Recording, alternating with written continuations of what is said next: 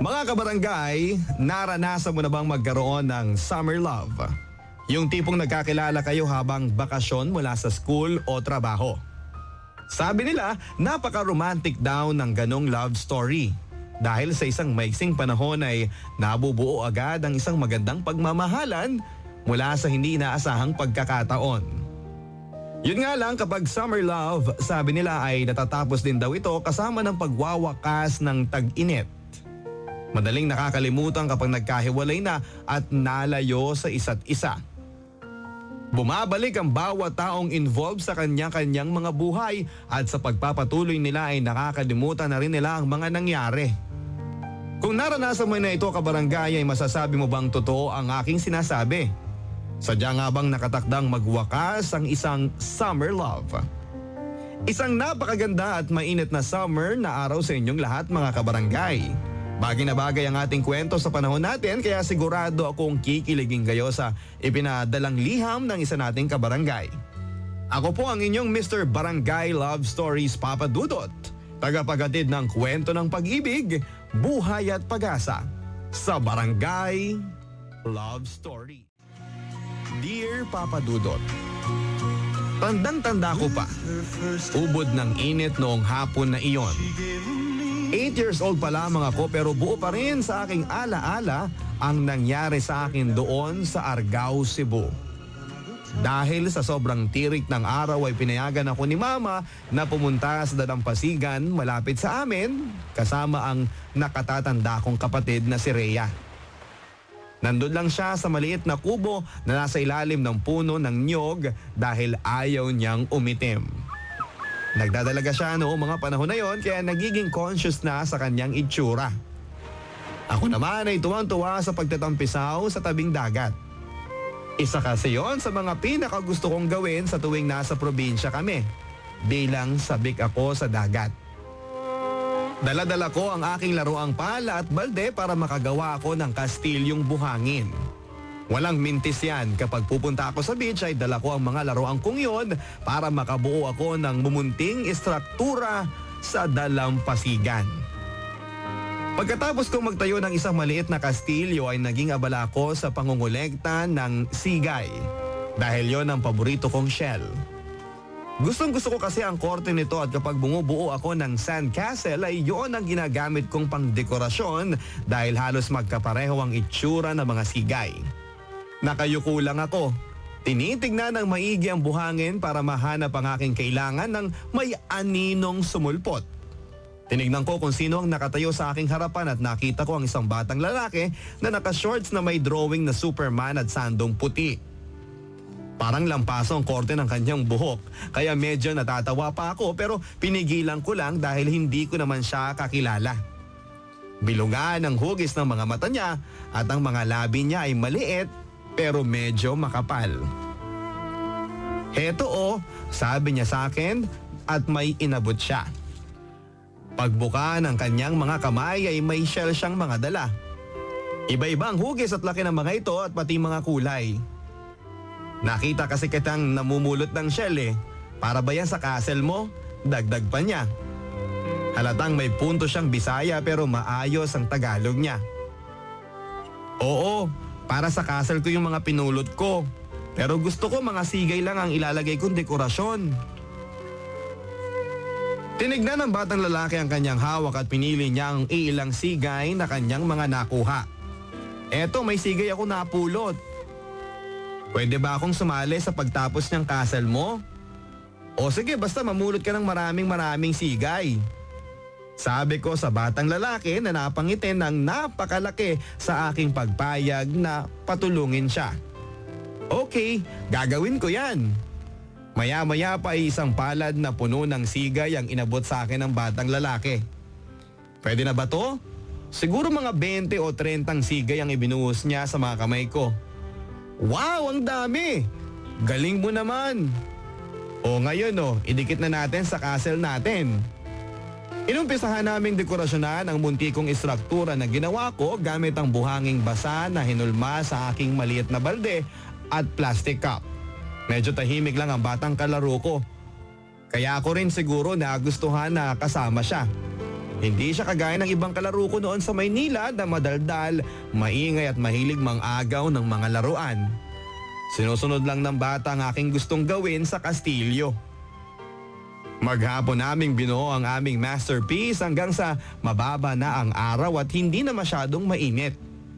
Sa liwanag ng paglubog ng araw ay kumikinang ang mga sigay. Natila bang mga diamante ang mga ito at lalong gumanda ang aming kastilyo. Tadan! Ayan na, tapos na! Masaya kong sabi sa aking kalaro. Ang ganda! Sabi niya habang pinagmamasdan ang aming nilikha. May sobra pa tayong sigay sabi niya sa akin. At nakita kong meron pa nga kaming mga 10 natira. Itago mo muna yan para sa susunod nating castle, sabi ko sa aking kalaro. Sige, gusto ko yun. Gawa tayo ulit, sagot niya sa akin at ibinulsa na rin ang natitirang mga shell.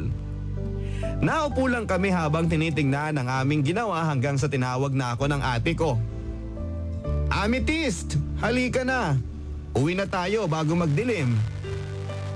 Amethyst palang pangalan mo. Ako si Rocky. Pakilala ng batang lalaki sa akin. Sige Rocky, uwian na kami ha. Laro ulit tayo next time. Habang papaalis kami ni Ate Rhea ay nakikita kong kumakaway si Rocky sa akin kaya kinawayan ko na rin siya. Nakakatuwa kasi na nakahanap ako ng bagong kaibigan sa probinsya. Gawain kasi ng pamilya namin na umuwi sa Argao, Cebu tuwing summer vacation. Doon lumaki si Mama at gusto niyang nadadalaw namin ang aming mga kamag-anak. Kaya kahit noong baby pa lamang ako ay umuuwi na raw kami doon.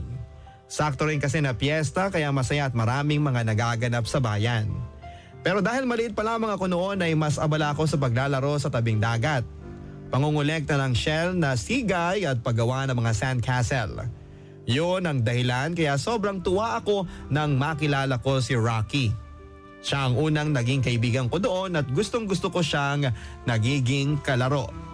Magmula noong makilala ko siya ay madalas kaming nagkakasama sa dalampasigan sa tuwing pumupunta ako doon kasama ng aking Ate Rhea. O di kaya ay ang buong pamilya namin.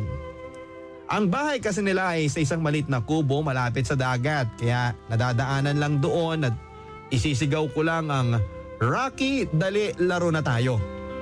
Agad namang lalabas yun at tatakbo na kami papunta ng tabing dagat. Dumadaan ang ilang oras na gumagawa lang kami ng mga kastilyo at minsan pagkatapos naming buuin ito ay sinisipa namin o hinihigaan. Tawa lang kami ng tawa kapag ginagawa namin yon. Ang saya naman ito, Amethyst, sabi niya sa akin. Oo nga sana pwede natin gawin to araw-araw, forever. Sagot ko sa kanya at pagkatapos ay sabay kaming tumatawa. Pero syempre hindi naman namin pwedeng gawin forever yon dahil natapos din ang summer. Kailangan na namin bumalik ng Maynila bago magpasok ang muli. Kaya noong huling araw namin sa Argao ay sinigurado kong pumunta sa beach at makalaro si Rocky. As usual ay bumubuo kami ng sandcastle, ang paborito naming gawin sa buong mundo.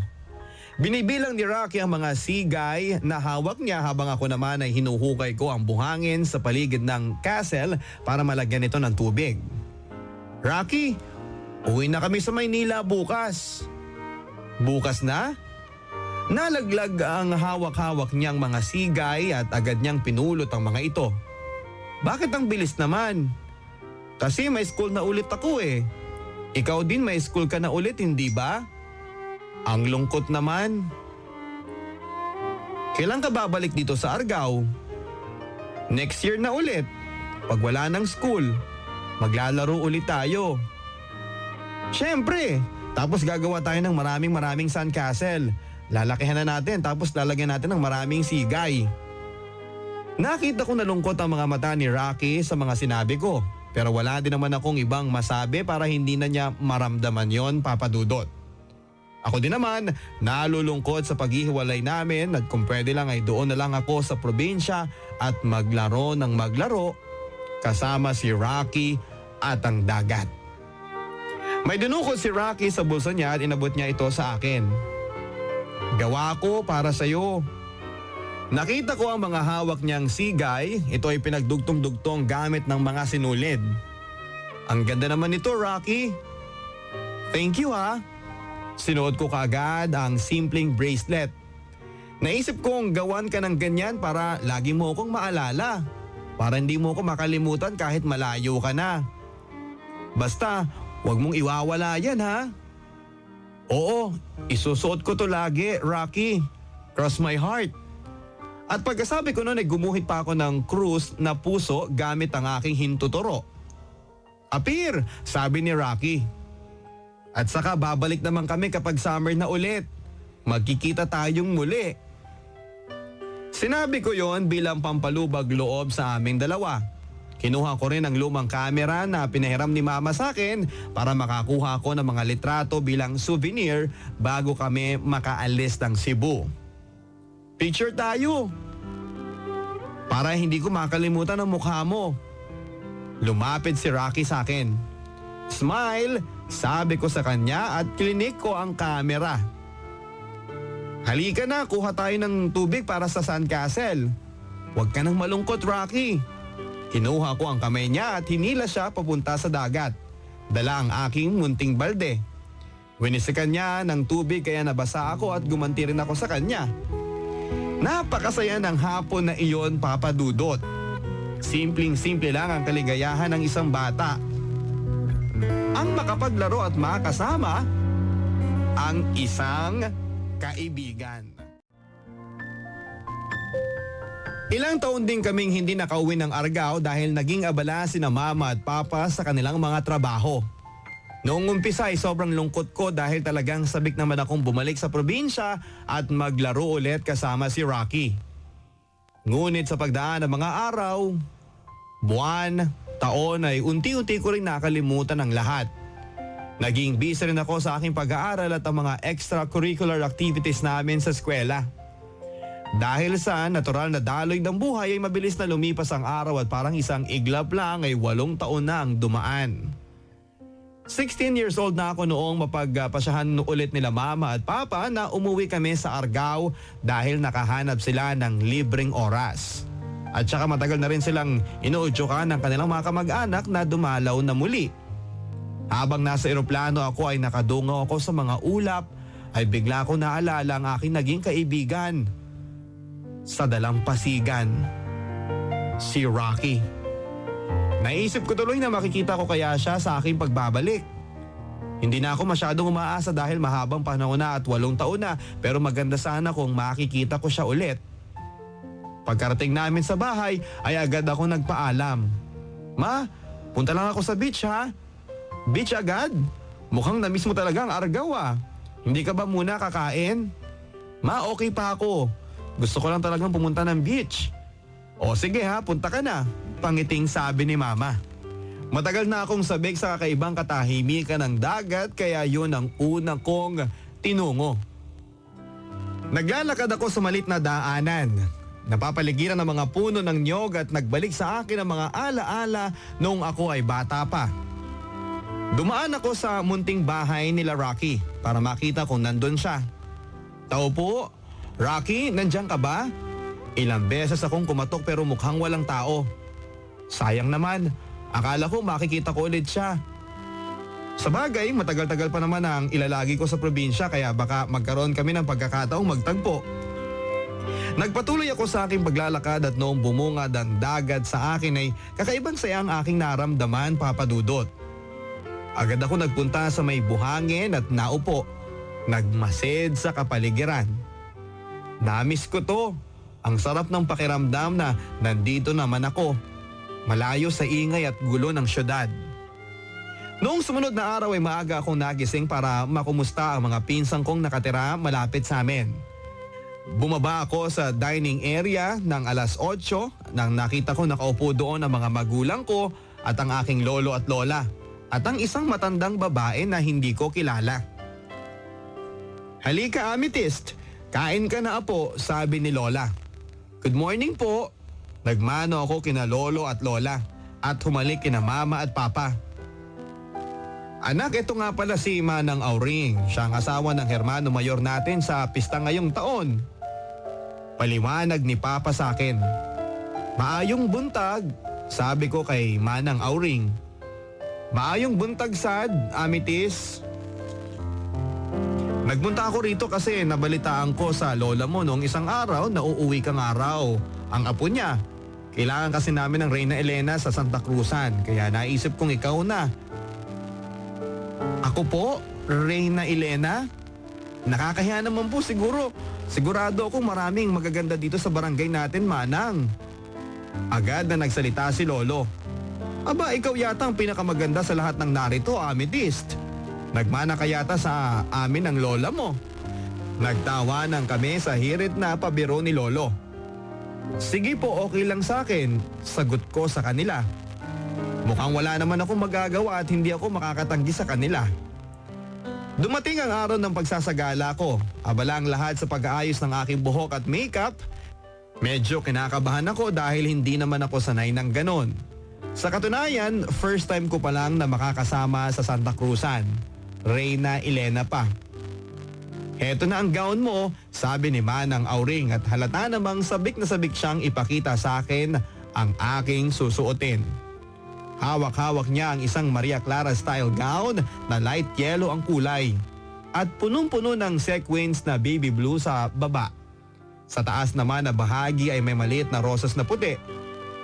Ang ganda naman po ng gown na yan, Manang. Aba, syempre dapat maganda para bumagay sa ganda mo. Dali isuot mo na ito at mag-uumpisa na ang Santa Cruzan sa loob ng 30 minutes.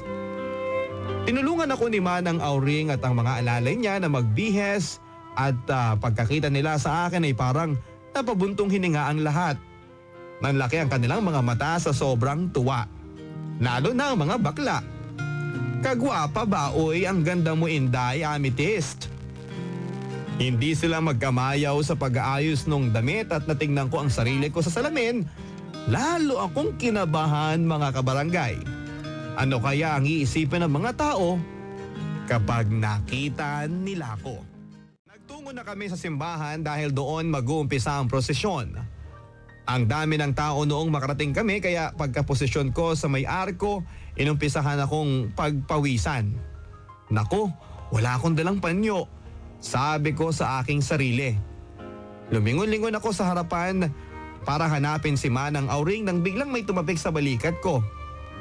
Eto, Amethyst, may inabot siyang panyo sa akin na kulay puti. Madudumihan ko to ng makeup ko. Okay lang ba sa'yo? Nang sabihin ko yun ay bigla niyang pinunasan ng pawis na tumulo sa gilid ng mukha ko. Hindi pwedeng pagpawisan ng Reyna Elena, Amethyst. Wait, paano mo nalaman ang pangalan ko? Hindi mo ba ako nakikilala? Tinignan ko ng maigi ang binata. Siguro mga ka-age ko lang siya. Mas matangkad siya sa akin ng mga isang ruler. Medyo maitim sa akin ng kaunti. Ang labi niya ay maliit pero makapal. Nakasuot siya ng pantalong itim at puting kamiso chino. Sorry ha, pero hindi talaga kita maalala eh. Ngumiti siya sa akin. Okay lang yun. Matagal na rin kasi tayo hindi gumawa ng kastilyo sa buhangin kaya siguro nakalimutan mo na ako. Nang sabihin niya yun ay nalaman ko na kaagad kung sino siya. Rocky, ikaw pala yan. Sorry ha, hindi kita agad nakilala. Ayos lang yan, Amethyst. Kumusta ka na? Bakit palang tagal bago kayo nakabalik dito sa amin? Naging busy kasi sila mama at papa eh. Eh ikaw, kumusta ka na? Eto, ganito pa rin. 4th year high school na, sa awa ng Diyos. Pareho pala tayo eh. Graduating na ako nitong taon. Uy, dumaan ako sa inyo nung isang araw ng pagdating ko dito. Kumatok pa nga ako sa bahay ninyo kaso walang sumasagot eh. Siguro nasa palengke kami ni nanay noon. Meron na kasi siyang maliit na pwesto kung saan siya nagtitinda ng mga mantika, asin, mga ganun.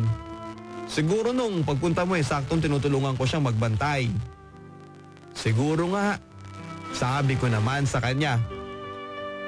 Nasaan na yung bracelet mong sigay? Tanong niya sa akin.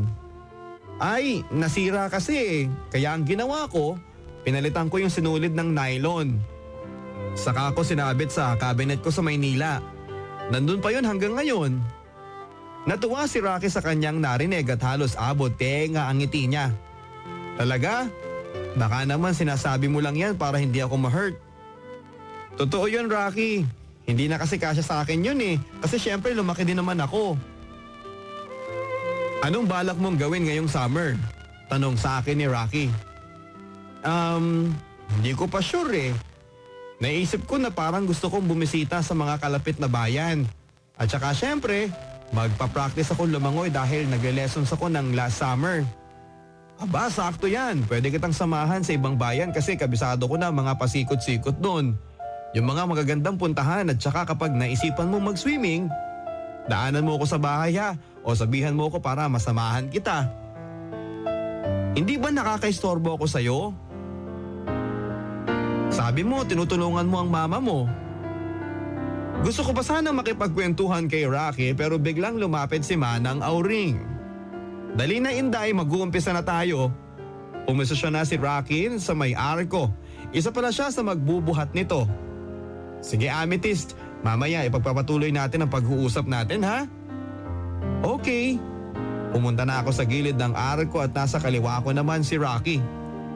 Habang umuusad ang prosesyon ay napapalingon ako minsan sa kaliwa ko at naabutan ko namang nakatingin at nakangiti si Rocky sa akin. Medyo nahihiya ako dahil nahuhuli niya akong sumusulyap. Pero dahil laging ngiti ang sinusukli niya sa tuwing tinitignan ako ay nababawasan ang hiya ko.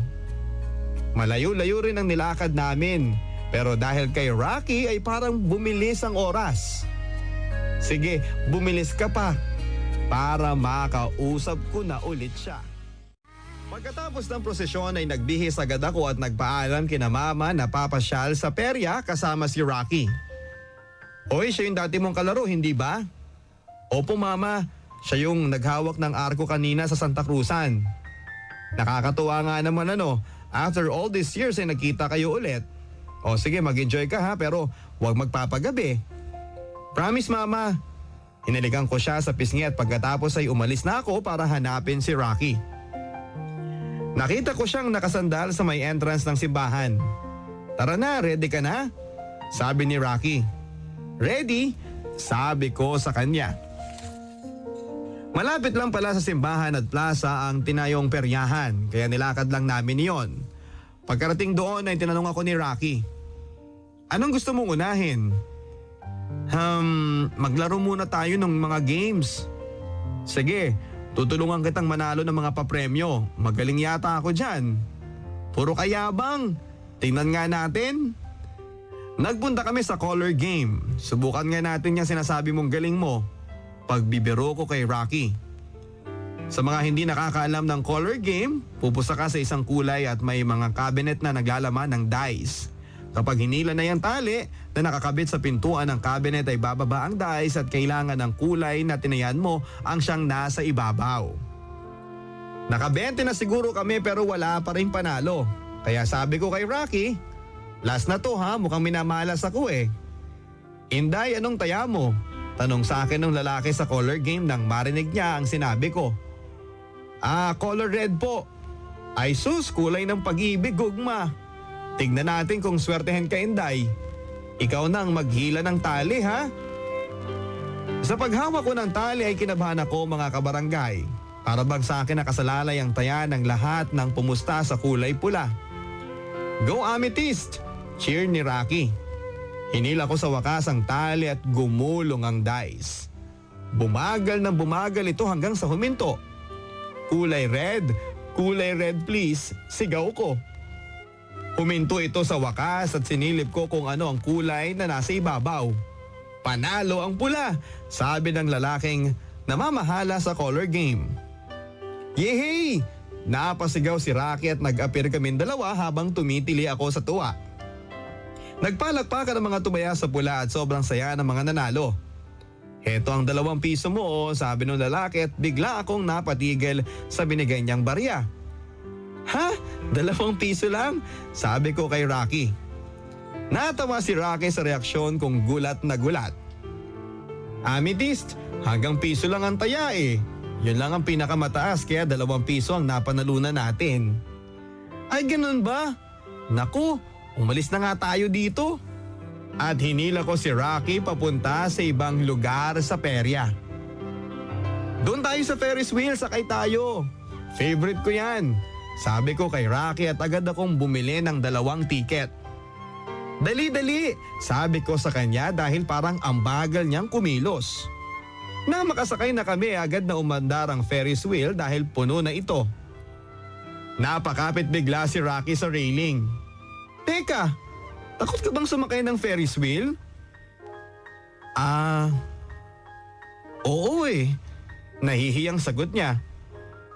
Bakit hindi mo sinabi sa akin? Tanong ko sa kanya. Kasi nagmamadali ka eh. Hindi mo naman ako tinatanong kung okay sa akin o hindi.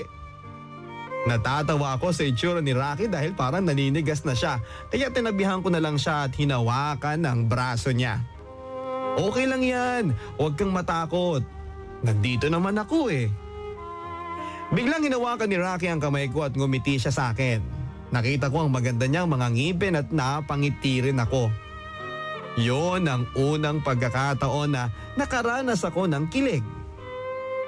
Kalmado ako sa labas pero ang kalooban ko hindi mapakali dahil sa emosyong aking nararamdaman.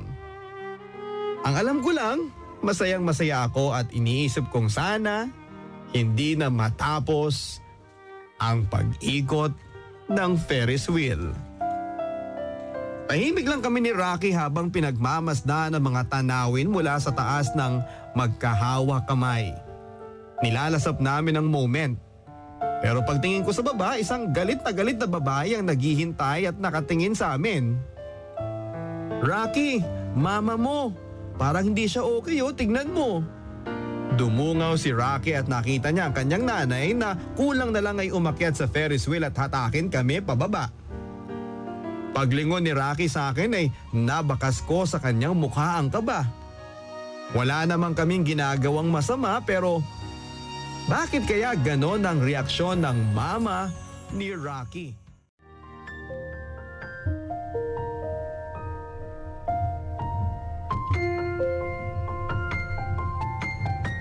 Pagkababa namin sa Ferris wheel ay pinuntahan na namin ang mama ni Rocky.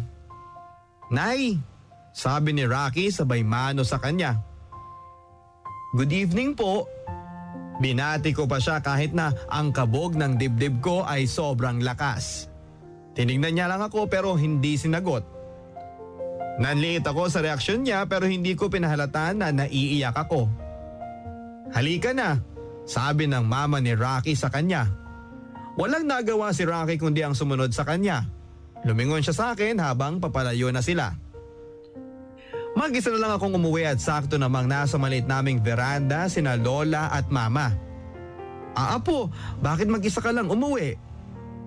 Lola, sinundo po kasi si Rocky ng mama niya, kaya hindi na po niya ako nahati dito.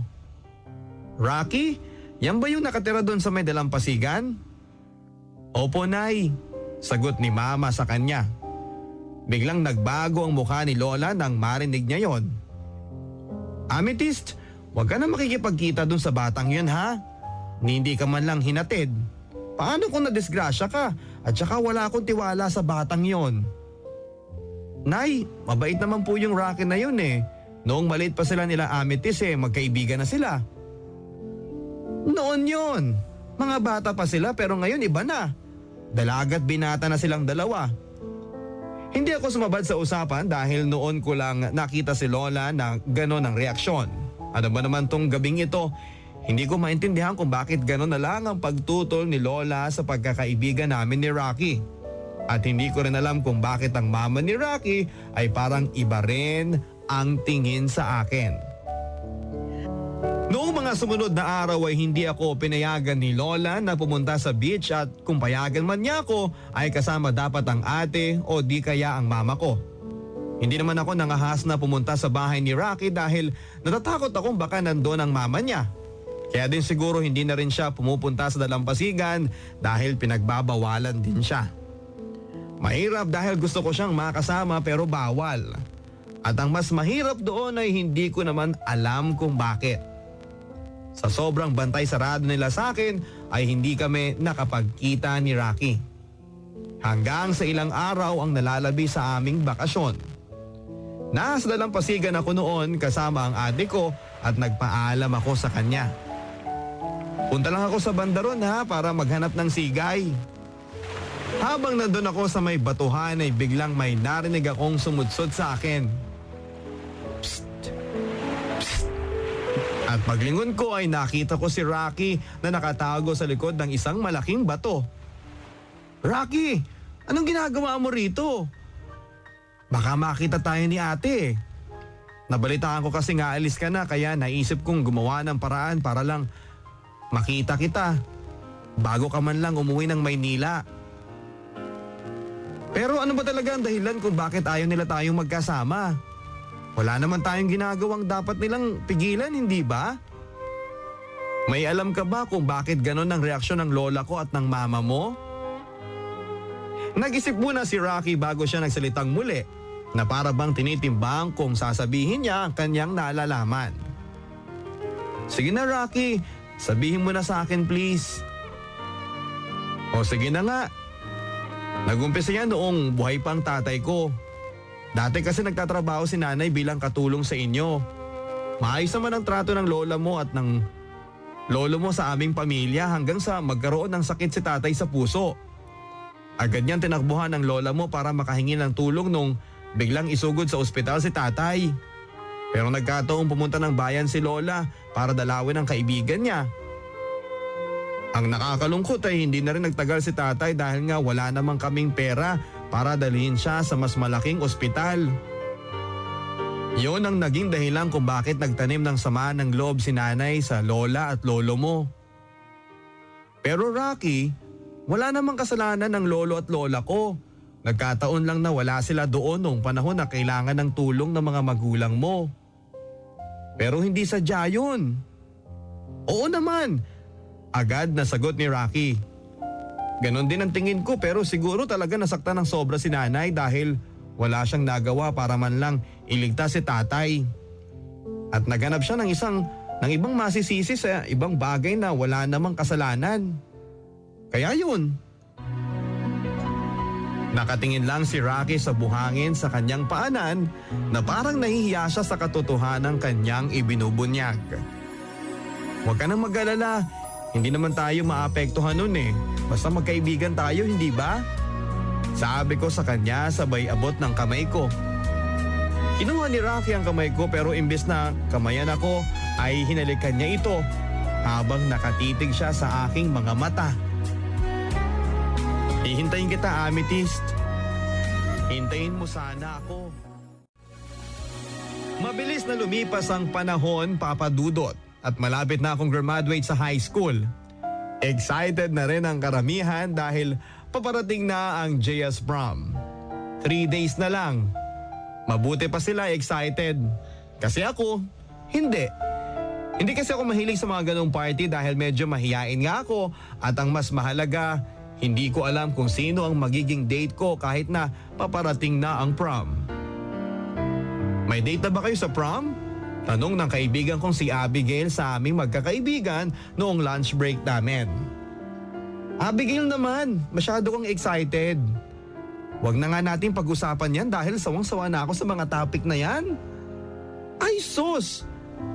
Kaya ka lang ganyan kasi wala kang ka-date no? Ayoko talagang magkaroon ng date Pinag-iisipan ko nga pumunta ng walang kasama para lang mapatunayan ko sa inyo na pwede namang ganon. O sige Amethyst, bahala ka sa gusto mong gawin. Basta para sa akin, mas masaya pa rin ang may date. Dumating ako sa school gym suot ang aking dark blue na mahabang gown. Ipinasuot pa ni mama sa akin ang paborito niyang gold na hikaw na Huggies Heart. Hindi na ako tumutol kasi alam ko namang ipipilit niya ang kanyang gusto. Pagdating ko sa entrance ng gym ay marami ng tao sa loob at hinahanap ko agad ang aking mga kaibigan para makasama ko sila. Nasa may gitnang mesa pala sina Abigail at ang grupo namin. Kasama ang kani-kanilang mga date. Hello Amethyst!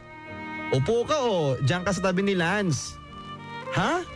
Sino si Lance? Sabi ng isipan ko. Nung tingnan ko siya ay naalala ko na. Siya yung editor ng high school paper namin at alam ko naman kung bakit siya nandun. Minsan ko kasing nabanggit kay Abby na cute siya pero wala naman yun sa akin. Pinandilatan ko lang si Abigail para sabihing alam ko na ang plano niya pero nakangiti lang siya sa akin. Upo ka na o. Sumunod lang ako para hindi mapahiya si Abigail at si Lance. Hi, sabi ni Lance sa akin. Gusto mo bang sumayaw? Napatingin ako kay Abigail at nakita kong tumulis ang nguso niya na para bang nagsasabing, sige na, pumayag ka na. O sige, sagot ko kay Lance. Kinuha niya ang kamay ko at nagpunta kami sa dance floor. Alam mo Lance, hindi mo naman ako kailangan samahan ngayon sa prom eh. Sorry talaga, napilit ka ni Abigail para gawin to. Napilit? Ano bang sinasabi mo? Ha? Hindi ba si Abigail ang kakuntsaba mo? Hindi ka ba niya pinilit na samahan ako dito sa prom? Natawa si Lance sa binitawan kong mga salita. Walang pumilit sa akin. Ako nga ang nakiusap sa kanya eh. Sabi ko kung pwede niyang gawa ng paraan na makasama kita sa prom. Ako? Bakit naman? Kasi gusto kita. Walang pag-aatubili niyang pag-amin. Magmula noong sabihin niya yon ay hindi ako halos makatingin sa kanya sa dance floor. Noong bumalik kami sa mesa ay doon na lang ako medyo nahimasmasan. Sorry kung binigla kita ha. Naisip ko kasing aminin sa iyo ang totoo ngayon dahil gagraduate na tayo. Baka mawala na ako ng chance. Paliwanag ni Lance. Okay lang. Nagulat lang talaga ako eh. Sabi ko naman sa kanya. Pero huwag kang mag-alala, Amethyst. Let's enjoy the prom. Ang gusto ko maging memorable sa'yo to. Itong event na to para syempre, magkaroon ako ng pagkakataong i-date ka. Nakaramdam ako ng kilig mga kabarangay sa mga tingin at salitang binitawan ni Lance. Isang feeling na hindi ko ini-expect. Naalala ko ang huling beses na naramdaman ko yon noong nasa beach kami ni Rocky. Pero tila ba ang layo na niya sa isipan ko dahil nasa harapan ko na si Lance. Mas walang komplikasyon sa pagitan namin. Walang problema sa aming mga pamilya. Walang distance na naghihiwalay sa aming dalawa. Mas madali at mas malaki ang posibilidad na may mabuo sa pagitan namin. Napaka-gentleman ni Lance dahil hinatid niya ako pauwi at hindi ako lumampas ng curfew ko. Noong nasa may gate na kami ng bahay ko ay nagpasalamat ako sa kanya.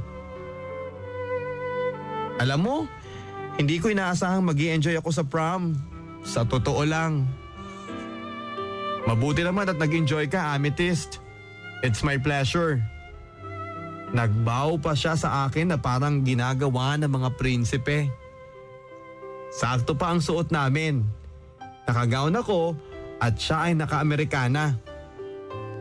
Natawa ako sa ginawa niyang yon, Papa Dudot. Ikaw talaga, Lance, nagpapatawa ka at hinampas ko ng mahina ang braso niya. Nagulat ako dahil sinalo niya ang kamay ko at hinalikan nito. Parang hindi ako makahinga. Pagkatapos nun ay nilapit niya ang kanyang mukha sa mukha ko at lalong hirap akong makahinga. Hinalikan niya ng dahan-dahan ang pisngi ko at doon ako nakaramdam na para bang nasa langit ako. Yon ang perfect ending sa aming perfect evening. Bakasyon na after ng graduation. Nasa Argao, Cebu ulit kami para sa summer na yon. Sayang nga kasi at inimbitahan pa naman ako ni Lance na sumali sa isang swimming class para daw makasama pa niya ako pero kinailangan ko siyang tanggihan dahil uuwi nga kami sa probinsya. Nasa ligawan stage pa lang kaming dalawa ni Lance at masyado pang maaga para sabihin kung sasagutin ko siya o hindi, Papa Dudot. Pero sa totoo lang ay napapakilig at napapasaya ako ni Lance kahit sa mga simpleng ginagawa niya para sa akin. Yung mga pangiti-ngiti niya, pagsama niya sa akin sa eskwelahan kapag break time at pagtatanong niya sa akin kung kumusta na ako. Ang babaw no, pero ganun talaga siguro kapag bata pa. Simple lang ang kaligayahan at madaling kunin ang kiliti. Kilala din siya ng mga magulang ko at legal ang panliligaw niya kaya naging open ang lahat at wala kaming itinatago. Kaya naman sa pagbalik ko sa Argao ay hindi ko na masyadong inisip si Rocky. Total ay bawal pa rin naman ako makipagkita sa kanya ayon kay Lola. Lumuluwag na rin naman siya sa akin, hinahayaan na niya ako magpunta sa beach na mag-isa dahil malaki naman ako. Pero kahit na gano'n ay hindi ko rin hinahanap si Rocky. Hindi na ako kusang pupunta sa bahay nila para kausapin siya dahil takot pa rin ako sa mama niya. Isang hapon ay nasa dalampasigan ako. Namamasyal at nagsiswimming mag-isa. Naglalakad lang ako sa isang paboritong lugar sa may batuhan nang bigla namang may humawak sa balikat ko. Ay palaka, napasigaw ako dahil sa pagkakaalam ko, mag-isa lang ako sa lugar na yon. Walang ibang tao akong nakita bukod sa mga mangingisda na nag-aayos ng kanilang mga lambat pero nasa malayo sila. Lumingon kaagad ako para makita kung sino ang humawak sa akin at nakita ko ang isang napakapamilyar na mukha. Rocky, grabe naman ang pagulat mo, parang nasasanay ka ng gawin yan sa akin ah. Gusto mo bang atakihin ako sa puso? Tsaka ang galing mo ha, parang may sixth sense ka. Kapag narito ako sa Argao, alam na alam mo. Sorry Amethyst ha, napakamot siya sa kanyang ulo. Nakita kasi kita kanina sa may dalampasigan kaya naghanap ako ng timing para makausap kita. Kanina mo pa akong pinagmamasdan? Parang stalker pa lang dating mo. Eto naman oh, sagot ni Rocky. Nga pala Amethyst, may gusto akong ipakita sa'yo. Halika, sumama ka sa akin. Ha? Saan tayo pupunta? Hindi kaya makita tayo ni mama mo o kung sino man at isumbong ako sa lola ko? Takang-taka ako noon sa imbitasyon ni Rocky. Basta sumama ka na lang sa akin. Hinawakan niya ang kamay ko at hinila niya ako habang mabilis siyang naglalakad palayo doon sa batuhan. May bahagi ng utak ko nagsasabing mali ang sumama kay Rocky. Pero may bahagi rin itong nagsasabing wala namang kaming ginagawang masama. Nanaig ang kagustuhan ko malaman kung ano nga ba itong ipapakita ni Rocky sa akin kaya nagpadala na rin ako sa kanya. Ilang minuto lang ang paglalakad ay nakarating kami sa napakatahimik na bahagi ng beach. Maraming mga puno ng nyog ang nagbibigay silong sa amin at sa gitna ng mga puno ay may banig na nakalatag. Dito ay may nakahain na pagkain. Kanin, inihaw na isda, ensaladang talong at... Ano to Rocky? Inihanda ko to para sa'yo. Namiss kasi kita Amethyst. At sa pagsabi niyang yun ay dumampi ang kamay niya sa aking noo para hawiin ang aking buhok.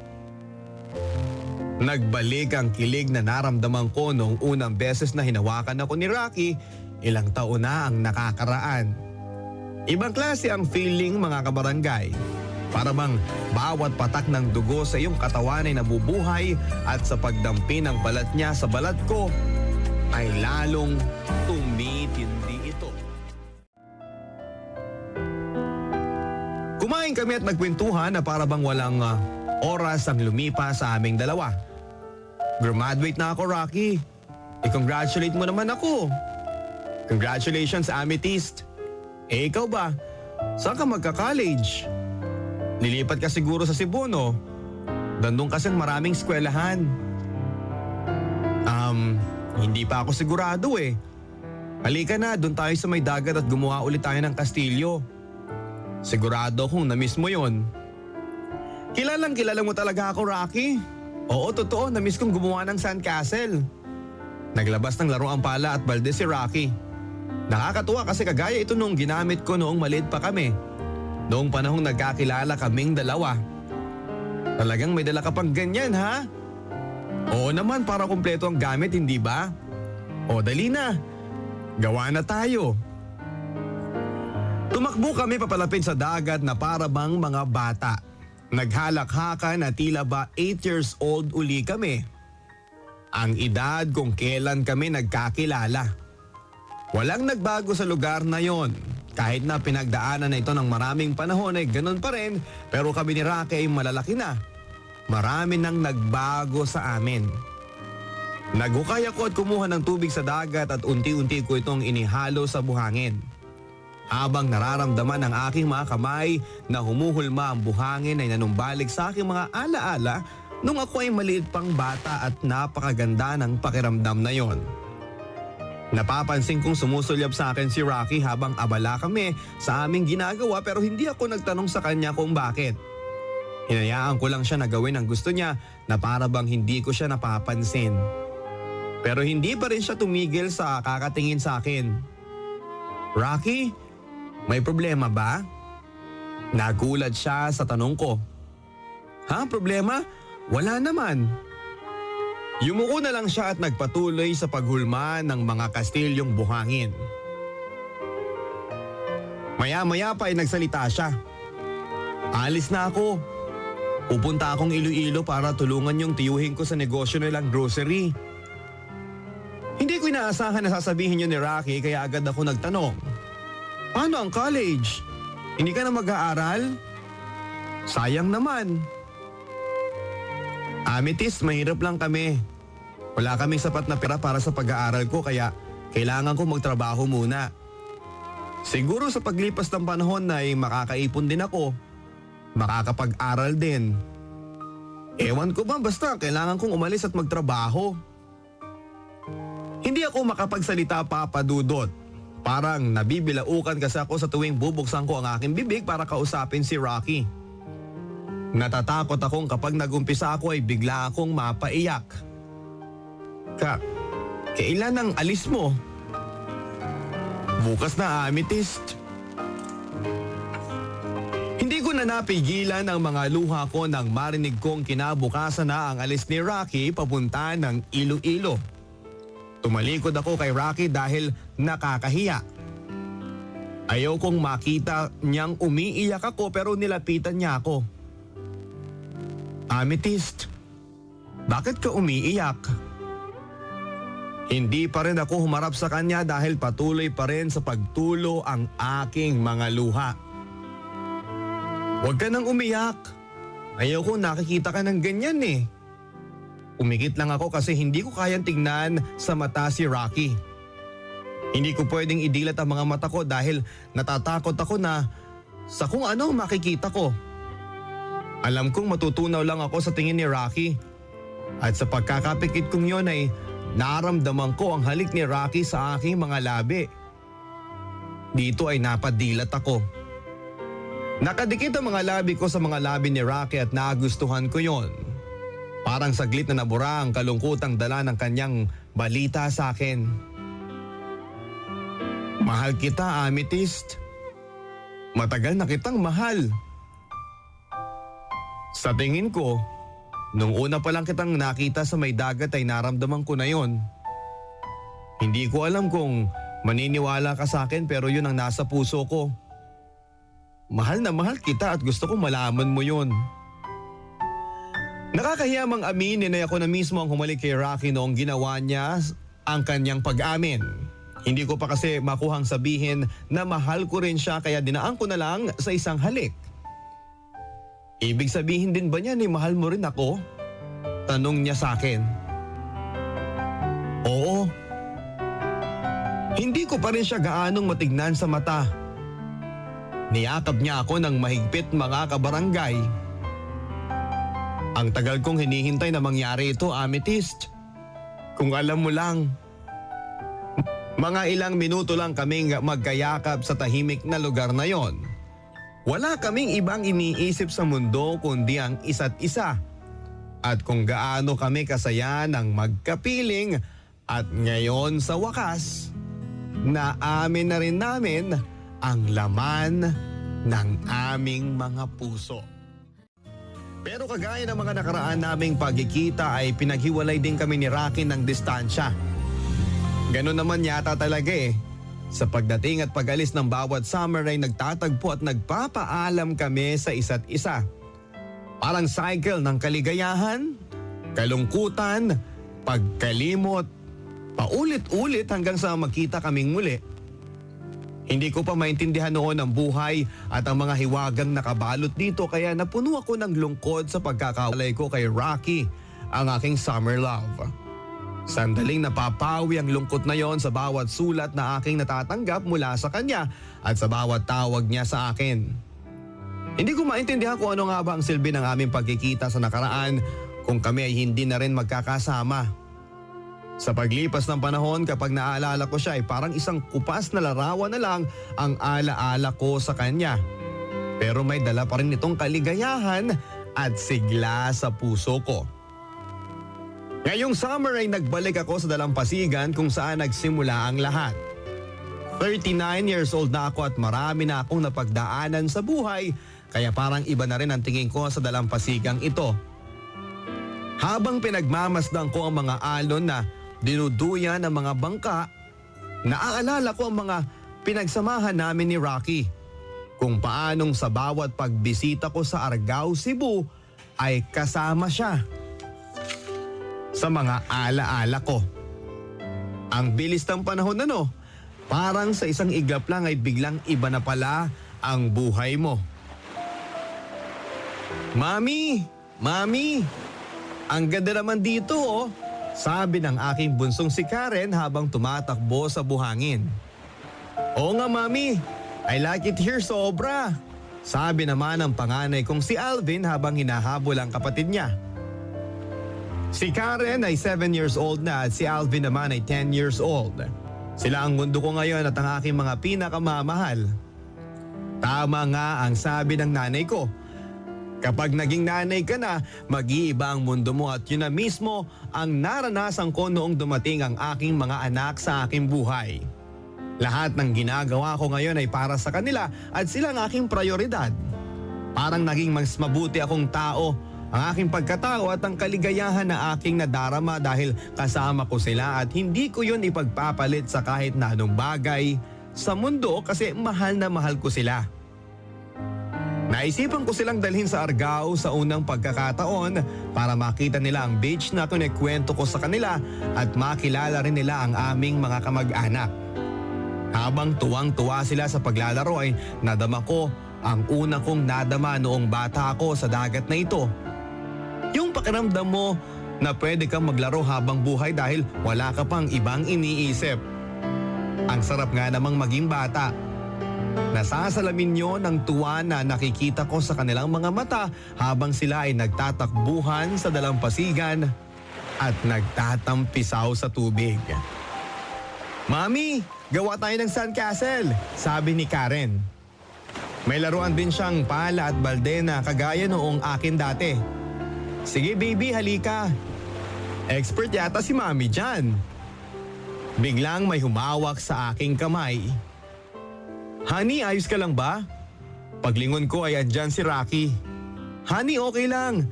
Tingnan mo sina Karen at Alvin enjoy na enjoy no? Napangiti si Rocky. Oo nga parang tayo lang noon. Magkayakap kami at pinagmamasdan ng mga pinakamamahal na anak.